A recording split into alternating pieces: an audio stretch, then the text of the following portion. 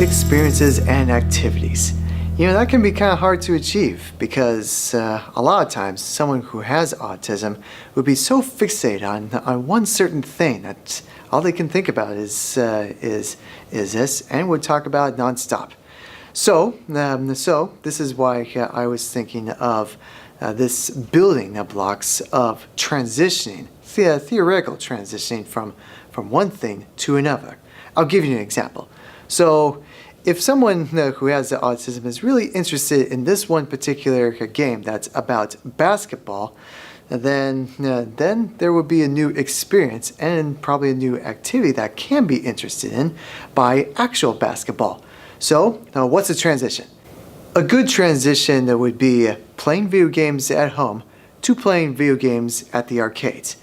Now let's give it a little example. So one video game for the home would be all about basketball.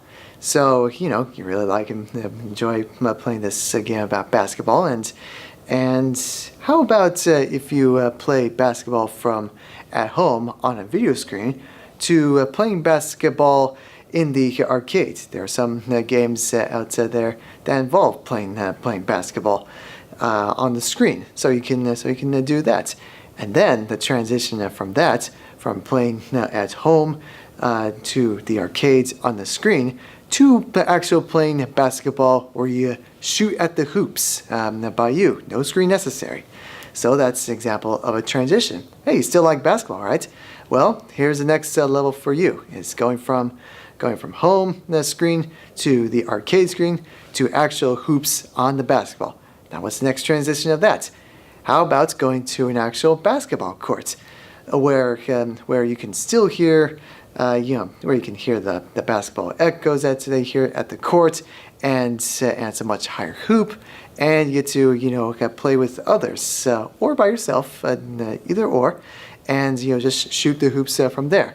So that's an example of a new experience and a new activity.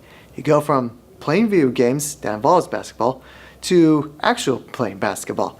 See, that's an example. There's always these little transitions that go from there, while keeping a similar theme to the activity or experience of choice. Another example would be watching movies. So there's different experience of watching movies, whether it be watching movies at home or watching it at the theater. However, the main difference is that at the movie theaters, it's usually a little bit louder. It's usually a little bit much more of a bigger screen, and most people with autism don't really quite handle it. They're not fully ready for that kind of experience at the moment, and this process can take years until they feel like they are fully ready for that experience, that activity. It's still the same theme. It's just different experience of doing so. Another example would be going from home to the park, to the beach, to town, and to the city.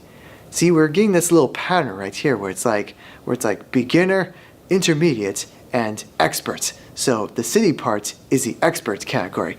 If you feel fully ready for the city, then you might be ready to take on the expert level.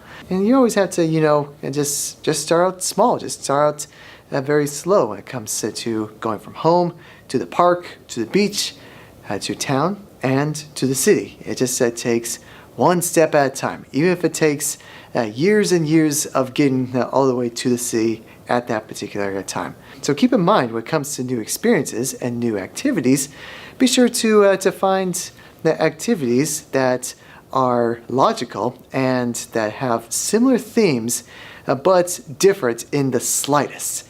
And that's why I recommend too. Just give it a try. Even if you go from going to play video games from home to the arcades. Sometimes you can try things that may not ever work. If you feel like, hey, my kid's ready for the city, give it a try. If it's unsuccessful, it's unsuccessful.